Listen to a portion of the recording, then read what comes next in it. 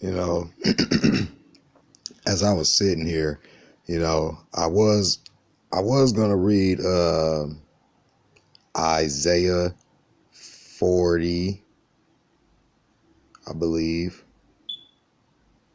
Or actually, yeah, it was Isaiah 30. Sorry about that.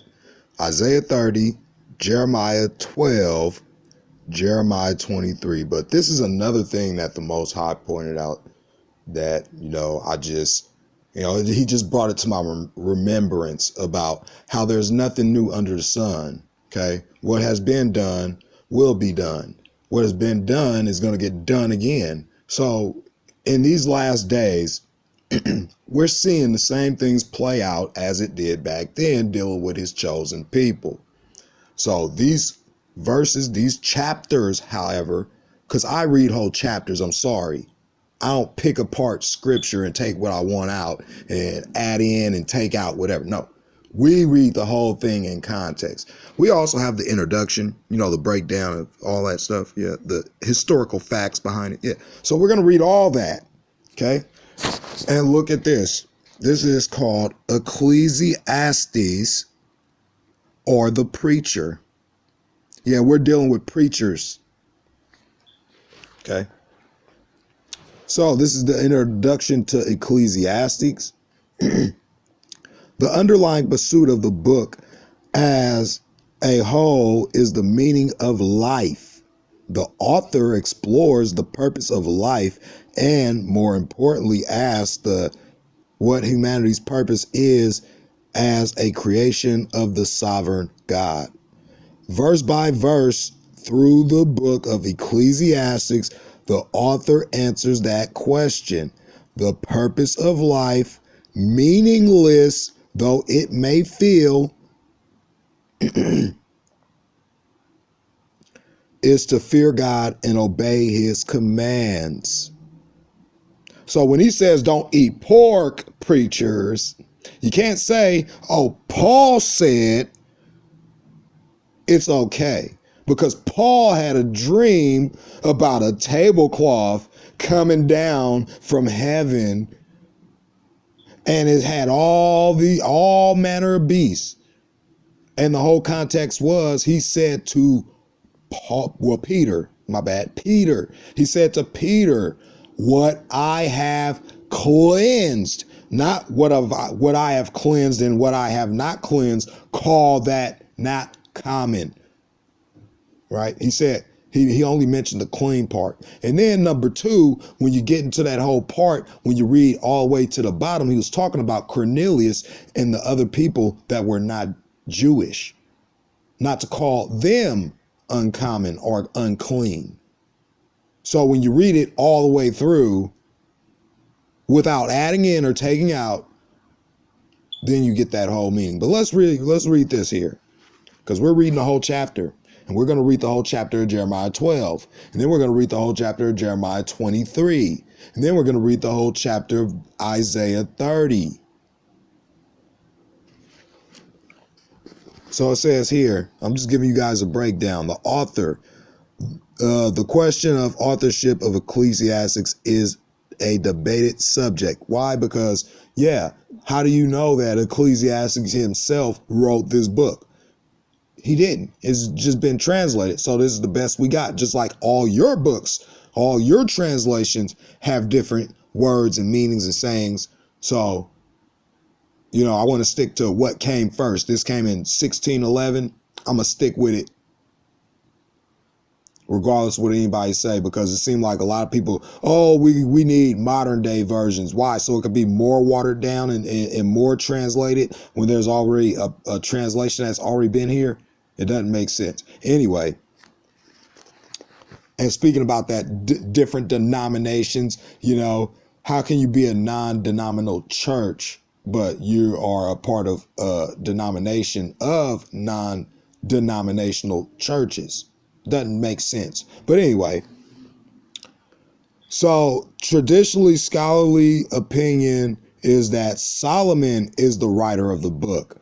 And early church testimony supports this view. So King Solomon, right? I am black but comely, right? King Solomon, one of the descendants of Judah, right? One of the descendants of Judah, King Solomon, son of King David, right? Come on, guys, you know the story. Stop playing games. You beat around the bush when it comes to answering who are these people that are being described in the Bible to a T, to such very great detail. How do you tie this in? Who is this tied to? That's the question we're asking, but no one wants to answer that. So we're going to find out. We're going to first, talk about these preachers. I wish I had that echo sound effect, right? But yeah, it wasn't until the 1700s that, we got a timeline. It wasn't until the 1700s, okay? So the 1700s, that Solomon's authorship came into question. So now they question the authorship that they believed at first was the authorship. See what's going on here? So when you go into the real Hebrew Bible, which is what I'm going to purchase, that has all the words, the real words, the translations and all like that, because we know he didn't speak no damn Greek. We know he was a Hebrew. He spoke Aramaic. So why not look in the Aramaic? Why translate it from the Greek when he didn't speak that language? When the Greeks were the ones who translated it from Aramaic or Hebrew, the oldest form of Hebrew. Okay. So if he was a Hebrew, then if they're not Hebrews over there by bloodline Hebrews, right? Because these are children of Israel being Jacob, not children of a piece of land. Okay. Anyway, all is vanity dealing with these preachers, right? The main purpose of the book of Ecclesiastes is threefold. First, it paints a picture of the sovereign God who controls everything in the world. Second, it highlights the meaningless of life apart from fearing and obeying the sovereign God. And lastly, the book provides wisdom and counsel for future generations. You see that? For future generations. That means for generations to come after, even included in our time, nothing's changed. And you'll see that when I read. Rooted in the things the author learned through his life's pursuit of meaning. All is vanity. Remember, Ecclesiastes or the preacher, and it was written by King Solomon. So obviously this deals with preachers, okay? The words of the preacher. There you go. Since we want to play this literal versus word game here, you go into the Greek and find out what a preacher was. Give me a break. The words of the preacher, the son of David, and king in Jerusalem. Vanity of vanities, saith the preacher. Vanity of vanities. All is vanity. What profit hath a man of all his labor which he taketh under the sun? One generation passeth away, and another generation cometh, but the earth abides forever. The sun also ariseth, and the sun goeth down. That means the sun goes up, it moves. It goes up, it moves up, and it moves down, dealing with the flat earth, but we're not going there right now. And hasteneth to his place where he arose. So if I rise up, am I moving or is my bed moving? Come on now. The wind goeth toward the south and turneth about unto the north. It whirleth about continually, and the wind returneth again according to its circuits. All the rivers run into the sea, yet the sea is not full. Unto the place from whence the rivers cometh, thither they return again. That means they go back to where they came from. Like a fountain. When you turn on the water in your faucet, where do you think that water's coming from? Where is it going? Back to where it came from. That's how they got their system set up. So that's why I don't drink faucet water. You got all type of medications that's been flushed in there and all that other stuff, right? And fluoride in the water, go to cdc.gov and you can look. For 75 years, they've been doing it. So, anyway, All things are full of labor. Man cannot utter it. The eye is not satisfied with seeing, nor the ear filled with hearing. The thing that hath been, it is that which shall be. That means what it was going on back then, it's going to still be going on till this day. What's so hard to understand about these things? Wait, let's run to the Greek and translate these words and see what they meant back then. No. And that which is done is that which shall be done. There is no new thing under the sun. Is there anything whereof it may be said, see, this is new? It hath been already of old time, which was before us. So what you guys are doing is basically what was being done back then concerning his people when we were led captive into a bondage place. It doesn't matter where we went. We were sent into bondage over and over and over and over and over again. And it's always been the same, has it not? So the words that he's saying here cannot be a lie unless you're going to say that my Bible, what I'm reading in my scriptures in this whole chapter is lying to me, or that my Bible is translated the wrong way. Because now you're committing blasphemy if you say it. The game's in now. There is no remembrance of the former things, neither shall there be any remembrance of the things that are to come with those that shall come after. So this is, the whole thing about, when they were taken away from the homeland, they couldn't keep their customs, they couldn't keep their traditions, they couldn't keep their heritage, which all ties in with their identity. This is how you identify them as being the Israelites. All that stuff has been forgotten. So isn't that part of losing your identity if you can no longer do the heritage, the traditions, the things that you used to do in your own land? Of course not. Evil remains. Yep, it sure do, and it's still working to this day. Just like you guys are going to see later on today. Still going to be working. People are still going to say, oh, God's food laws are done away with. Although it says in Isaiah 66, when he comes back, he's coming back with a sword and with fire to consume all those that are eating the abomination, the swine, and the mouse. You're going to fall by the sword. That's why it says before that, the slain of the Lord shall be many. But no, Peter said, that, no, you can eat whatever.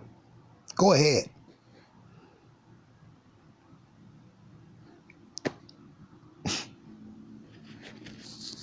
Remember, this is about fearing and obeying his commands. To you preachers. I the preacher was king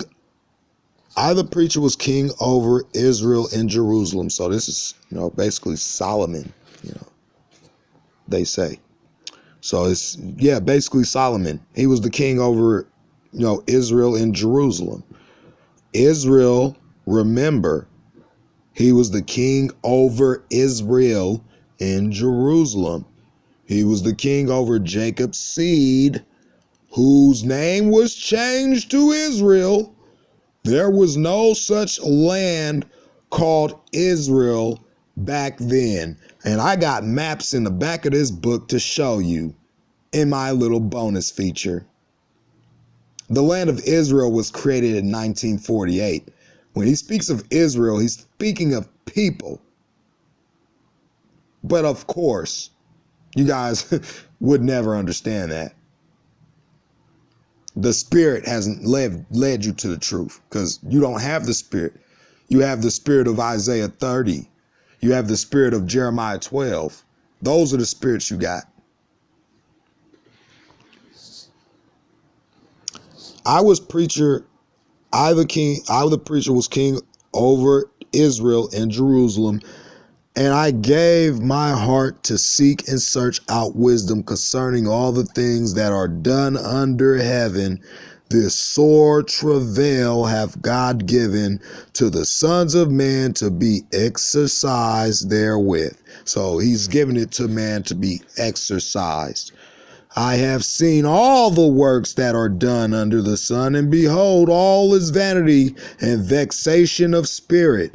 That which is crooked cannot be made straight, and that which is wanting cannot be numbered. I commune with mine own heart, saying, Lo, I am come to great estate, and have gotten more wisdom than all they that have been before me in Jerusalem. Yeah, my heart hath great experience of wisdom and knowledge, and I gave my heart to know wisdom and knowledge, and to know madness and folly.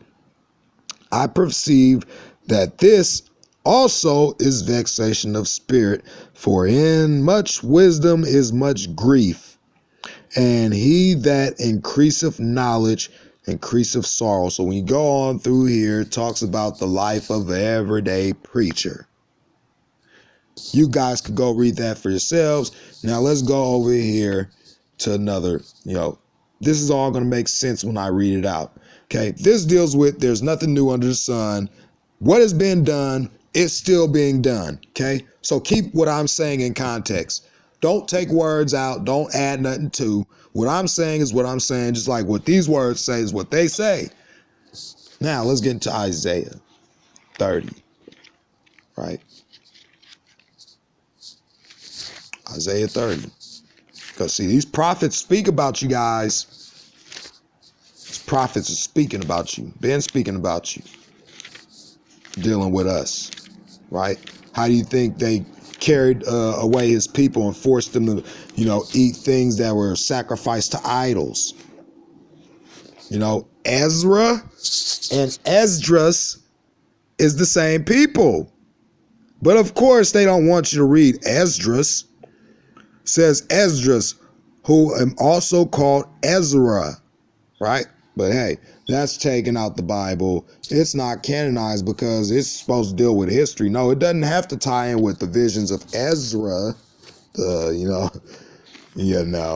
anyway, just let people just butcher the scriptures. That's all they do, trying to be scholarly and amaze and break that commandment of doing street preaching, even though it says don't be like the hypocrites and go out on the streets preaching and praying in the streets and in the synagogues so that they may be seen of men, for they have their reward. You got your reward. Yes, you do. Isaiah 30.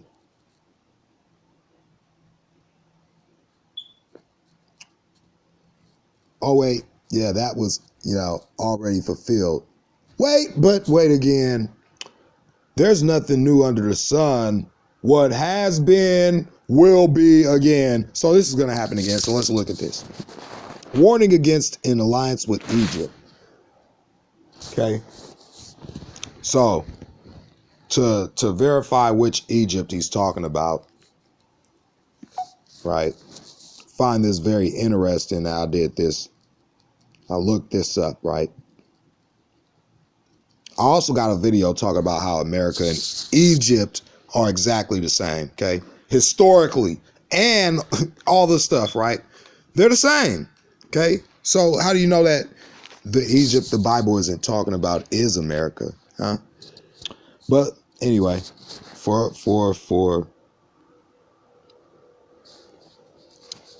you guys' sake,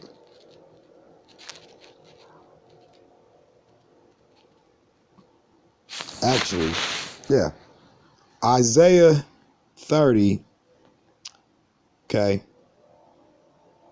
Oh, that's what I was doing, okay. So let's type this in, back of dollar bill.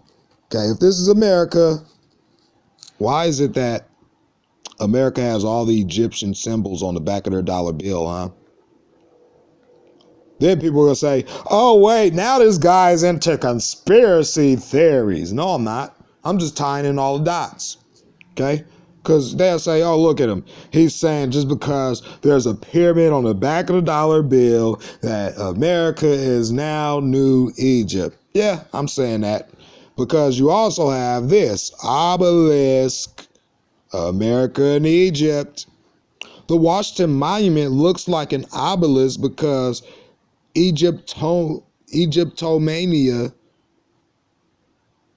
in the 1800s, America was desperate to look like it had been around for a while. So it was adopting old styles, really old styles, even paganism, right? The days before Christ, right? Nimrod, Baal worship, all that, right? All that stuff. They adopted all these practices and they taught you preachers so. This is why I'm going into this, right? Oops, let me go back. Let me just go back forward. Hit the images.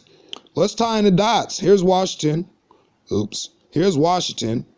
This is Washington, D.C.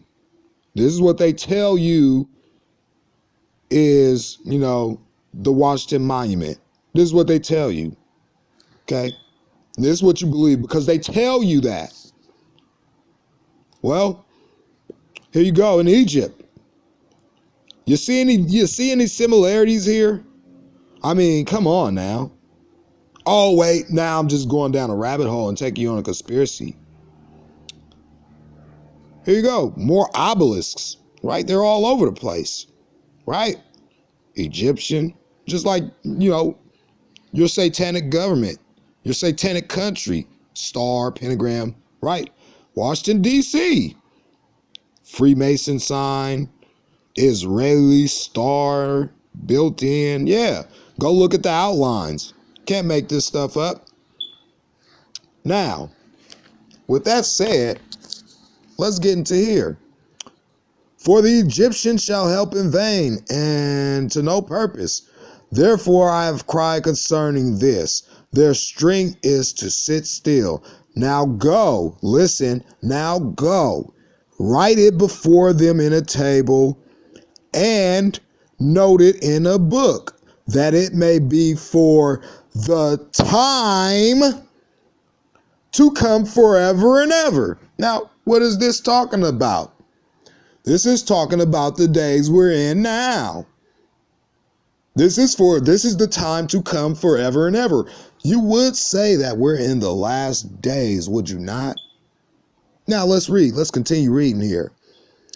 This is a rebellious people, lying children, children that will not hear the law of the Lord, which say to the seers, see not, and to the prophets, prophesy not unto us right things. Speak unto us smooth things, prophesy deceits.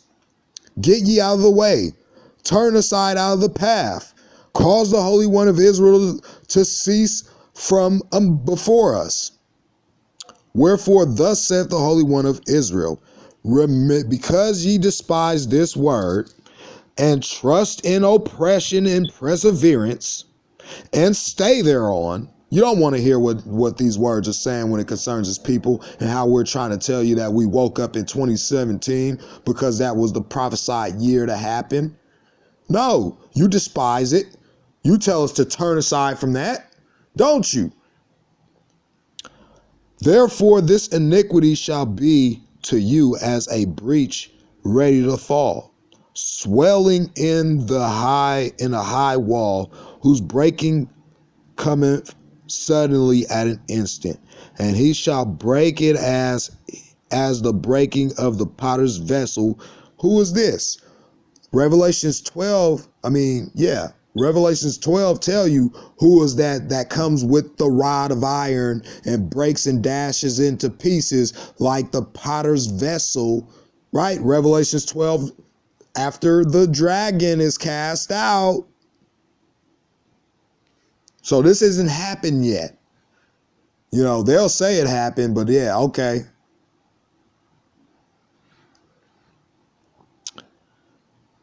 And he shall break it as the breaking of the potter's vessel that is broken in pieces. He shall not spare, so that there shall not be found in the bursting of it the bursting of it a sherd to take fire from the hearth, or to take water withal out of the pit. For thus saith the Lord God, the Holy One of Israel, in returning and rest shall ye be saved. So when they return there, they shall be resting. I don't think those real people are over there right now. I think we're in the time of the Gentiles right now, and they're treading the holy city underfoot because they're not over there in peace. And you guys even admit that you don't believe that those are the true people. So which is it? I mean, you contradict yourselves every which way you go. You don't want to tell people who the real people are. Obviously, you know. You quote the Apocrypha, but when we go into the Apocrypha, you don't want to hear it. Although it covers historical references. You guys even mentioned it. Okay. I don't know, something just smells fishy on that. In quietness and in confidence shall be your strength, and ye would not. But ye say, no, for we will flee upon horses, therefore shall ye flee, and we will ride upon the swift, therefore shall they that pursue you be swift. 1,000 shall flee at the rebuke of one, and at the rebuke of 5 shall ye flee, till ye be left as a beacon upon the top of the mountains, and as an ensign on an hill. And therefore will the Lord wait, that he may be gracious unto you. So this is talking about what? The warnings against the alliance with Egypt. And therefore will he be exalted, that he may have mercy upon you. For the Lord is a good God of judgment. Blessed are they that wait for him. For the people shall dwell in Zion at Jerusalem. Thou shalt weep no more. So are they over there weeping no more? I don't think so. He will be very gracious unto thee at the voice of thy cry. When he shall hear it, he will answer thee. And though the Lord give you the bread of adversity and the water of affliction, I don't think they've been, in any adversity, nor have they been afflicted, because when you look into the word affliction, it deals with being mistreated by other nations or other people. So I don't think they were afflicted. And you can't tie in the Holocaust because, like Hitler said, he was gassing them because they were the fake Jews, and he was trying to destroy Albert Pike's plan when he found it out. But of course, those documents are hidden and covered up throughout time, right? Yet shall not thy teachers be removed into a corner anymore, but thine eyes shall see thy teachers, and thine ears shall hear a word behind thee, saying, this is the way, walk ye in it. When ye turn to the right hand, and when ye turn to the left, ye shall defoul also the covering of thy graven images of silver, and the ornaments of thy molten images, and thou shalt cast them down away as a minstrel's cloth. Thou shalt say unto it, get thee hence. That hasn't happened. Here it is. Then shall he give the rain of thy seed, that thou shalt sow the ground withal, and bread of the increase of the earth, and it shall be fat and plenteous. And in that day, that means in that day he does this, in the last days, shall thy cattle feed in large pastures like oxen, likewise as young asses that ear the ground that ere the ground shall clean provender, which hath been winnowed with the shovel and with the fan. And there shall be upon every high mountain and upon every high hill rivers and streams of waters in the day of the great slaughter, when the towers fall. Moreover, the light of the moon shall be as the light of the sun, and the light of the sun shall be sevenfold as the light of 7 days, in the day that the Lord bindeth up the breach of his people. Bindeth up the breach of his people is not the sun getting sevenfold. Do you not see the HR 1242, the HR 40 and stuff like that starting to come to pass, talking about 400 years, about us being here for 400 years? Sounds like another 400-year bondage. But hey, it's very ironic that they are mentioning that since 2019 and how they're going to, be paying out $10 to $12 trillion to every so-called African-American slave, and that we're the only ones that are getting as much as we did or as anybody else. Sounds like a Genesis 15 prophecy, going on its way to fulfillment, because when I asked Vocab Malone about where was that place that happened, he said it happened in Egypt and it already was fulfilled. Well, there's no new thing under the sun. We went into bondage again, didn't we? But hey, that's misquoted too. Anyway, here it says, moreover, the light of the moon shall be as the light of the sun, and the light of the sun shall be sevenfold as the light of 7 days, in the day that the Lord bindeth up the breach of his people, and healeth the stroke of their wound. Behold, the name of the Lord cometh from far, burning with his anger, and the burden thereof is heavy. His lips are full of indignation, and his tongue as a devouring fire. He and his breath as an overflowing stream shall he reach the midst of the neck, to sift the nations with the sieve of vanity. Once again, that vanity again, dealing with Ecclesiastes 1, there's nothing new under the sun. There shall be, and there shall, we're going to finish this out and get into Jeremiah 12. Probably might have to do another video, Jeremiah 12 and 23, dealing with this vanity of these preachers.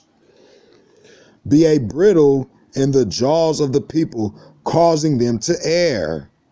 Ye shall have a song, as in the night when a holy solemnity is kept, and gladness of heart, as when one goeth, as when one goeth with a pipe to come into the mountain of the Lord, to the mighty one of Israel. And the Lord shall cause his glorious voice to be heard, and shall show the lightning down of his arm with the indignation of his anger, and with the flame of a devouring fire, with scattering and tempest and hailstones. So this hasn't happened.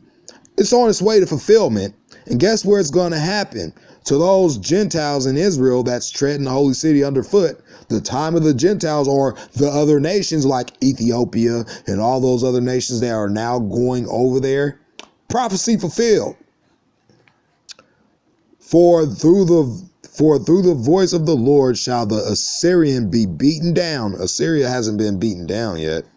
Which smote with a rod.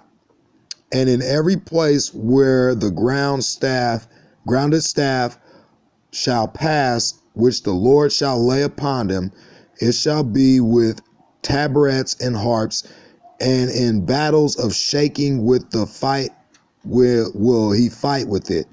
For Tophet is ordained of old, for the king it is prepared. He hath made it deep and large. The pile thereof is fire and much wood. The breath of the Lord like a stream of brimstone doeth kindle it. Judah again warned against the Egyptian alliance, right? And promise and warning continued. Promise and the day of the Lord, Armageddon, right? So this talks about, when he comes back. We're going to cover Isaiah, 34, because this is happening right now, right? You're going to see who's going to get destroyed in these last days. So you might want to find out who his real people are. Now, let's get into Jeremiah 12. Okay. Get that.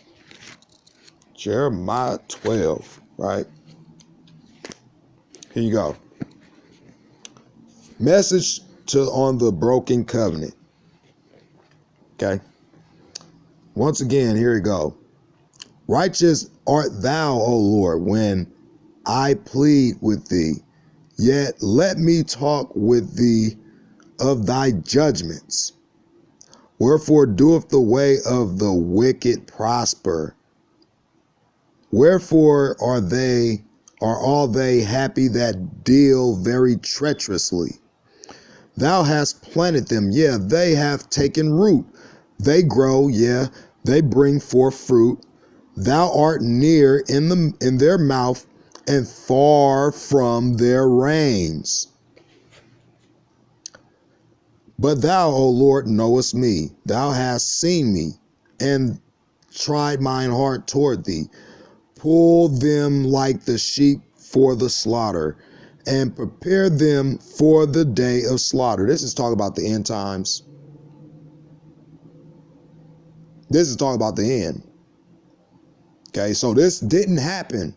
These are prophecies to happen when he comes back or in the events leading up to his return.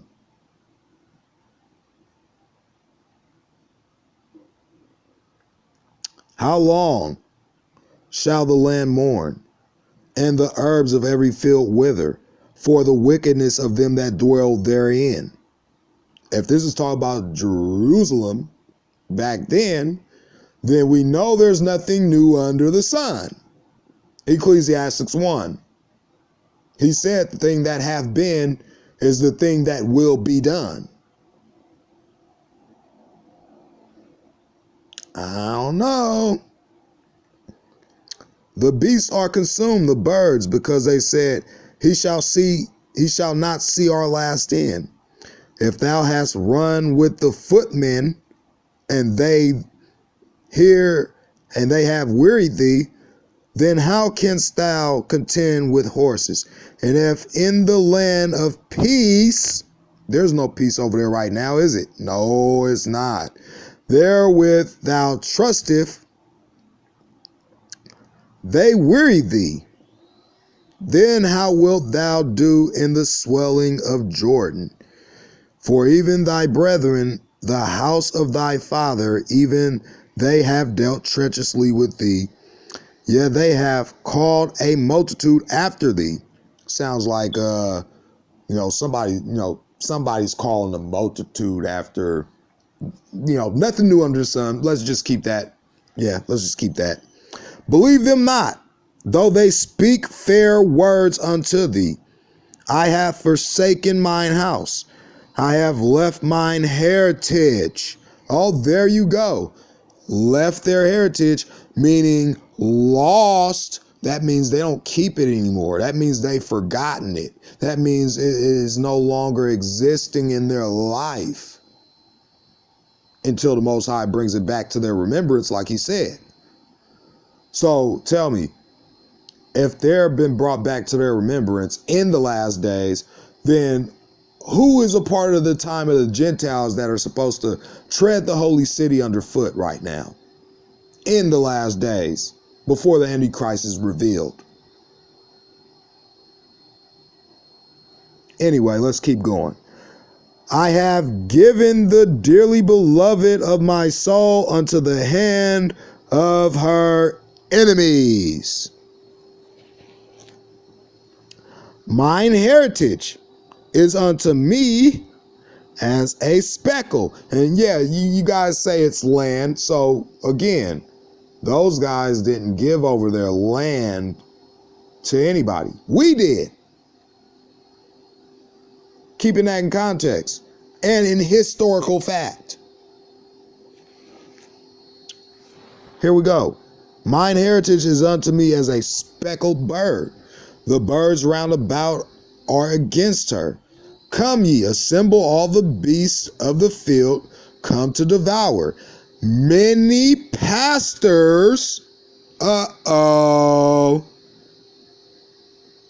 many pastors have destroyed my vineyard. They have trodden my portion underfoot. It looks like that's what's going on right now, dealing with this whole Israelite thing. Nothing new under the sun once again. That's why I went to that first.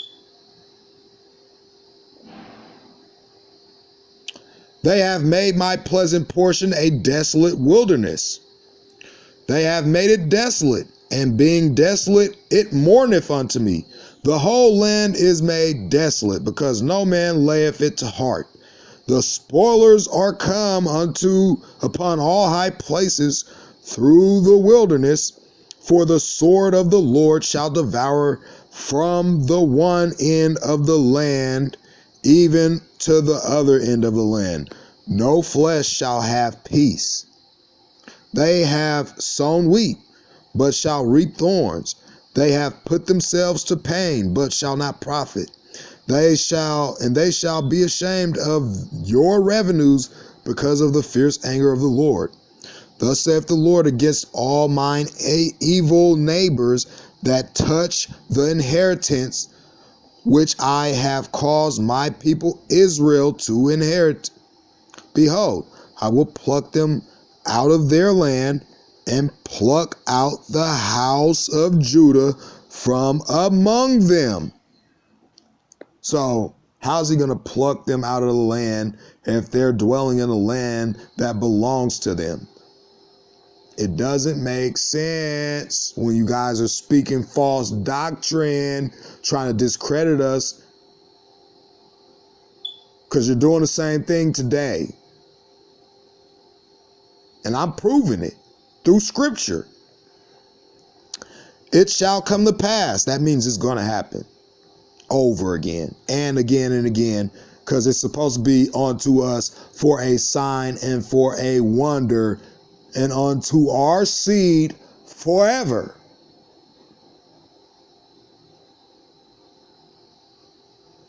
And it shall come to pass after that I have plucked them out, I will return and have compassion on them, and will bring them again, every man to his heritage, and every man to his land. So if this heritage right here, let's get the context of heritage in Jeremiah 12.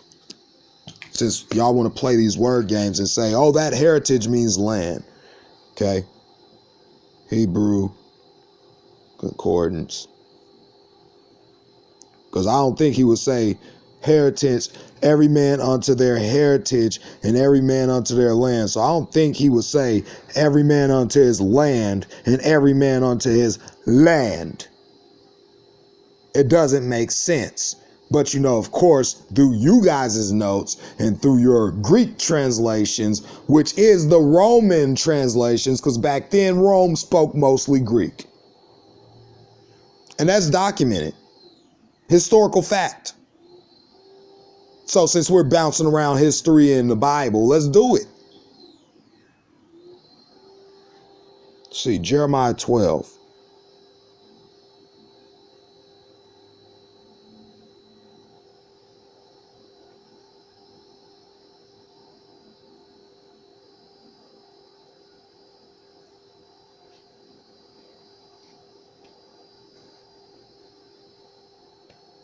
Here we go. What verse is that?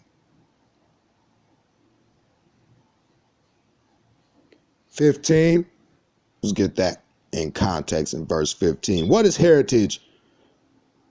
Verse 15. Poop. Nakala, right? Nakala, whatever that is. Oops, I got my headphones on. This is going to be fun since everybody think they know what they talking about. 51:59. Nachala. Nachala.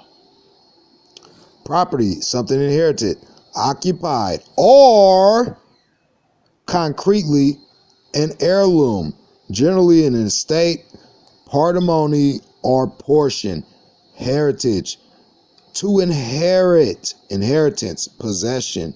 Compared to this word, nakala, this is the etymology. We're going to break it all down. So it says here in Ezekiel 47:19, Ezekiel 48:28, from H5157, in its original sense, a stream, especially a winter torrent, a narrow valley, also a shaft, brood, flood, stream. Okay, whatever. So let's get this.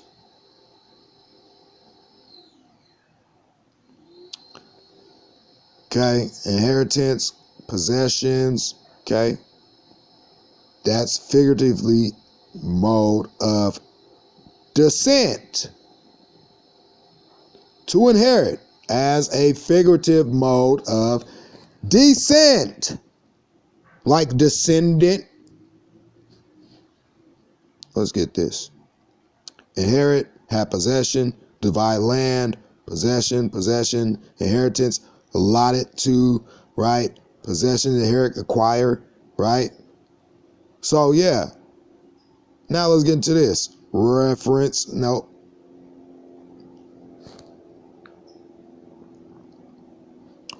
So again, I ask, every man to his heritage, right? So every man to his possession, every man to his land.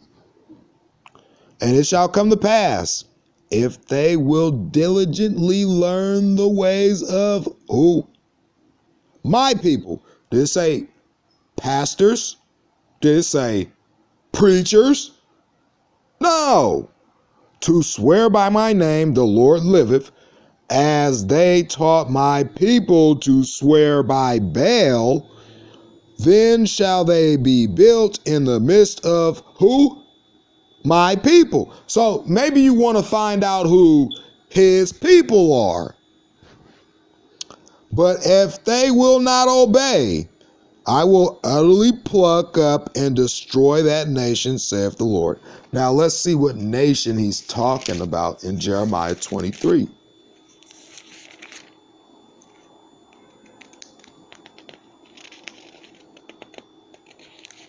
Jeremiah 23, right?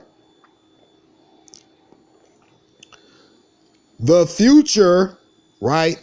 The future restoration and conversion of Israel. So we're going to see how this is all supposed to play out, right? It doesn't mention anything about that, 6-day war.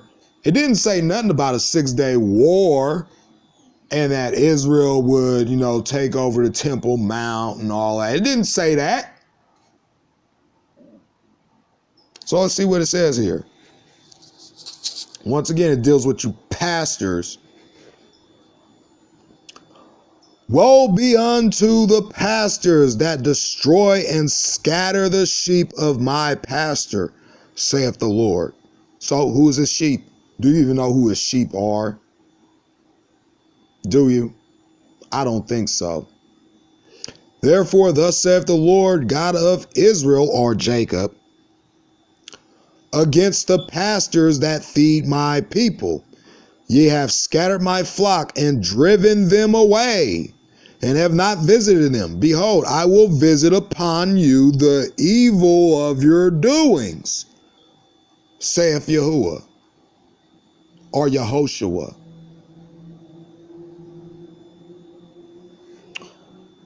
And I will gather the remnant of my flock out of all countries,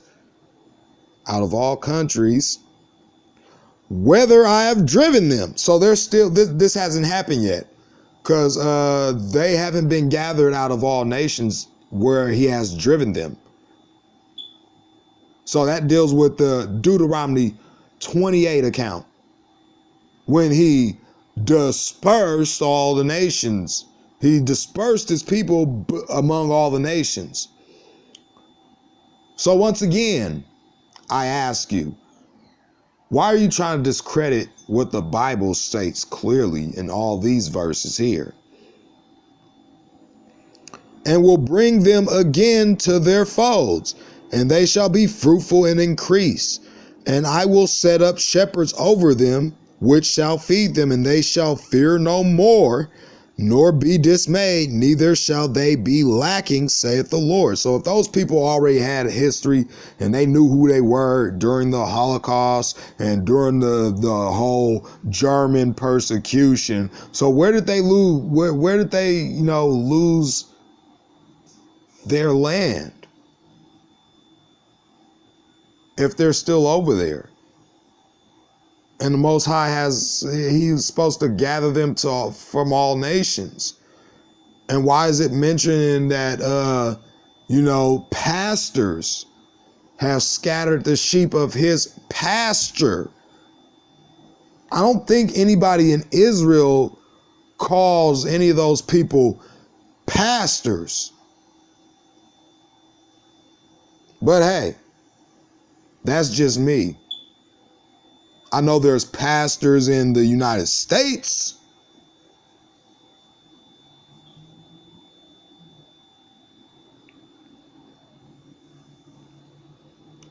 Behold, the days come. This is also dealing with the last days. When he says, behold, the days come, or behold, the days are coming, or behold, it shall come to pass, that means it's going to happen in the future, not in this time frame. Saith the Lord, that I will raise up unto David a righteous branch, and a king shall reign and prosper, and shall execute justice and judgment in the earth. In his days Judah shall be saved, and Israel shall dwell safely. And this is his name whereby he shall be called the Lord our righteousness. Therefore, behold, the days come, saith the Lord, that they shall no more say, the Lord liveth, which brought up the children of Israel out of the land of Egypt. But the Lord liveth, which brought up and led the seed of the house of Israel, who is Jacob, out of the north country. Boom. So who's that north country? North America. That's the north country. That's the country to the north of Israel when you look on a flat earth map. And it's also called North America. So it's saying here in Jeremiah, no more will you say that the children of Israel were brought out of the land of Egypt, but the Lord liveth, which brought up and which led the seed. That means lineage. That means children of Israel. Seed of the house of Israel. The seed of the house of Israel, being Jacob, out of the north country, and from all countries, whither I have driven them, and they shall dwell in their own land. We ain't doing that yet. We're still in the north country, ain't we? Mine heart wherewith me within me is broken because of the prophets. All of my bones shake. I am like a drunken man, and like a drunken man whom wine hath overcome, because the Lord, and because of the words of his holiness. For the land is full of adulterers, for because of swearing the land mourneth. The pleasant places of the wilderness are dried up, and their course is evil, and their force is not right. For both prophet and priest are profane. Yeah, in mine house have I found their wickedness, saith the Lord. Wherefore their way shall be like unto them as slippery ways in the darkness. They shall be driven on and fall therein. For they shall bring evil upon them, even the year of their visitation, saith the Lord. Well, he ain't visited you guys yet. For I have seen folly in the prophets of Samaria. They prophesied in Baal and caused my people Israel to err. I have seen also in the prophets of Jerusalem an horrible thing. They commit adultery and walk in lies. They strengthen also the hands of evildoers, and that none doeth return from his wickedness. They are all of them that unto me as Sodom, and the inhabitants thereof as Gomorrah. Therefore, thus saith the Lord of hosts concerning the prophets behold, I will feed them with wormwood and will make them drink the water of gall. For from the prophets of Jerusalem is profaneness gone forth into all the land. Thus saith the Lord of hosts, hearken not unto the words of the prophets that prophesy unto you. They make you vain. They speak a vision of their own heart, and not out of the mouth of the Lord. They say, still unto them that despise me, the Lord hath said, ye shall have peace. And they say unto every one that walketh after the imagination of his own heart, no evil shall come upon you. Sounds like what's being said right now to all these people being misled in these last days, like he said it was going to happen. For whom have stood in the counsel of the Lord, and who have perceived and heard his word? Israel only, not Christians, not Gentiles, not no other nation but Israel, the children of Israel. Who is the children of Jacob? These are the seed, the lineage. Behold, a whirlwind of the Lord is gone forth in fury, even a grievous whirlwind. It shall fall grievously upon the head of the wicked. I find that very odd that he says here whirlwind. When we look up at the Greek word of whirlwind, it says hurricane. Dealing with this North country, I've been seeing America getting smacked by hurricane after hurricane after hurricane. Fits right in. Now let's continue. I have not sent these prophets. Oh, wait. Here it says here, the anger of the Lord shall not return until he have executed and till he have performed the thoughts of his heart. In the latter days, ye shall consider it perfectly.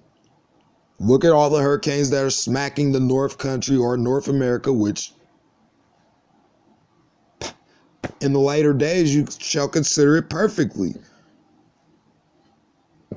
Tell me, when has hurricanes been sent forth from the Most High to destroy a North country?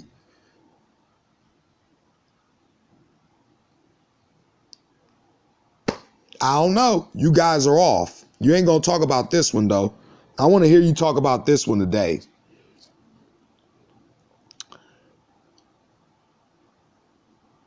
Here it says, I have not sent these prophets, yet they ran. I have not spoken to them, yet they have prophesied. But if they had stood in my counsel and had caused my people to hear my words, then they should have turned them from their evil way and from the evil of their doing. Am I a God at hand, saith the Lord, and not a God afar off? That means he's here. He sits right above that firmament, like he said. He sits above the sky, the sea of glass. Can any man hide himself in secret places that I shall not see him? saith the Lord. Do not I fill heaven and earth, saith the Lord?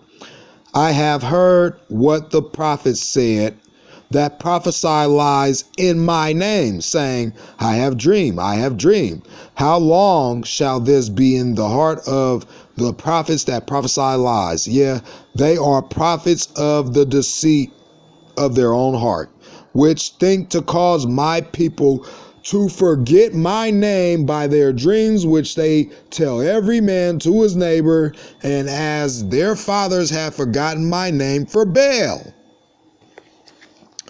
The prophet that hath a dream, let him tell a dream, and he that hath my word, let him speak my word faithfully. What is the chaff to the wheat, saith the Lord? Is not my word like as a fire, saith the Lord, like a hammer that breaketh the rock in pieces? Therefore, behold, I am against the prophets, and saith the Lord, that steal my words, every one from his neighbor. Behold, I am against the prophets, saith the Lord, that use their tongues and say, he saith. Behold, I am against them that prophesy false dreams, saith the Lord, and do tell them, and cause my people to err by their lies, and by their lightness. Yet I sent them not, nor commanded them. Therefore they shall not profit this people at all, saith the Lord.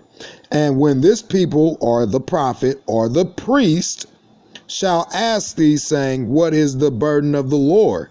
You know, that law that you guys keep talking about is a burden. I will even forsake you, saith the Lord. For as a prophet, as for the prophet and the priest and the people that shall say, the burden of the Lord, I will even punish that man and his house. Thus shall ye say, every one to his neighbor, every one to his brother, what hath the Lord answered? And what hath the Lord spoken? And the burden of the Lord shall ye mention no more, for every man's word shall be his burden. For ye have perverted the words of the living God, and the Lord of hosts our God. Thus shalt thou say to the prophet, what hath the Lord answered thee? And what hath the Lord spoken? But since ye say the burden of the Lord, therefore thus saith the Lord, because ye say this word, the burden of the Lord, and I have sent unto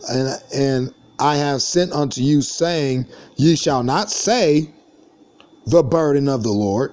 Therefore, behold, even I will utterly forget you, and will forsake you and the city that I gave you and your fathers, and cast you out of my presence. And I will bring an everlasting reproach upon you, and a perpetual, that means a continual shame, which shall not be forgotten. There you have it. Shalom. And watch what happens at the Hebrew Israelite discussion today. How the words of the Lord will be perverted for them to hold on to their historical teachings and their teachings of men. Let me bring this up on the screen, right? Here you go. While you guys want to learn from the scholarly, right? This is what the Most High said. For the wisdom of the world is foolishness with God, for it is